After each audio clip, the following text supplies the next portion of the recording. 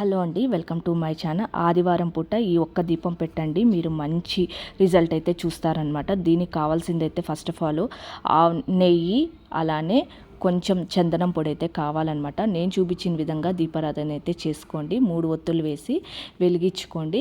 అలానే దీపారాధనకైతే అలంకరణ అయితే ఖచ్చితంగా చేయాలండి. అలా దీపం పెట్టేసి వదిలేయకూడదనమాట. ఇలా అలంకరించాక మీరు అందులో ఒక చిటికెడు ఎర్ర చందనం పొడి అయితే వేసుకోండి. ఎర్ర చందనం పొడి మీ దగ్గర లేకపోతే మీరు అందులో కొంచెం కుంకుమ పువ్వు వేసుకోండి. కుంకుమ పువ్వులు కూడా లేకపోతే ఎర్ర కుంకుమ ఏదైతే ఉంటుందో అది కూడా వేసేయండి.